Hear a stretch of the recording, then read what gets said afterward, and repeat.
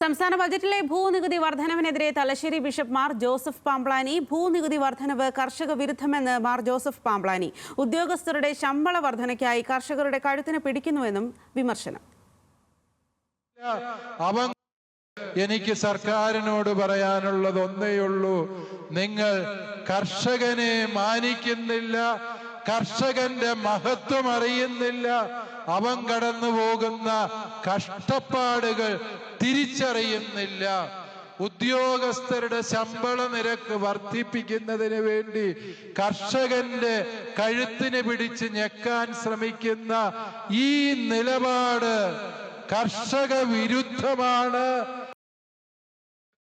കൂടുതൽ വിവരങ്ങളുമായി കണ്ണൂരിൽ നിന്നും നിഖിൽ എ ആണ് ചേരുന്നത്. നിഖിൽ, ഇപ്പോൾ എന്താണ് ഇതിനെ സംബന്ധിച്ച് മാർ ജോസഫ് പാംപ്ലാനി പറയുന്നത്?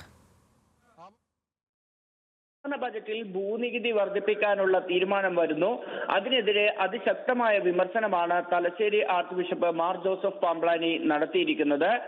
ഈ നികുതി, സംസ്ഥാനത്തിന്റെ നികുതി വരുമാനം വർദ്ധിപ്പിക്കാനുള്ള ഏറ്റവും വലിയ മാർഗം ഈ കർഷകരുടെ ഭൂമിക്ക് നികുതി വർദ്ധിപ്പിക്കുക എന്നതാണ് സർക്കാർ കരുതുന്നത് എങ്കിൽ കർഷകരെ ഒരു തരത്തിലും സർക്കാർ മാനിക്കുന്നില്ലെന്നതിന്റെ തെളിവാണ് അതെന്നാണ് വിമർശനം. ഒപ്പം തന്നെ ഉദ്യോഗസ്ഥരുടെ ശമ്പള വർധനയ്ക്ക് വേണ്ടി കർഷകരുടെ കഴുത്തിന് പിടിക്കുന്നു എന്ന വിമർശനവും അദ്ദേഹം ഉന്നയിക്കുന്നുണ്ട്. കേന്ദ്ര സംസ്ഥാന ബജറ്റുകളിൽ മലയോര കർഷകർക്ക് ഒന്നുമില്ലെന്ന് കൂടി ബിഷപ്പ് പറഞ്ഞു വെക്കുന്നു. കത്തോലിക്ക കോൺഗ്രസിന്റെ കണ്ണൂർ ചെമ്പേരിയിൽ നടന്ന നേതൃസംഗമത്തിലായിരുന്നു ഇത്തരത്തിലൊരു വിമർശനം തലശ്ശേരി ബിഷപ്പ് നടത്തിയത്. ശരി നിഖിൽ.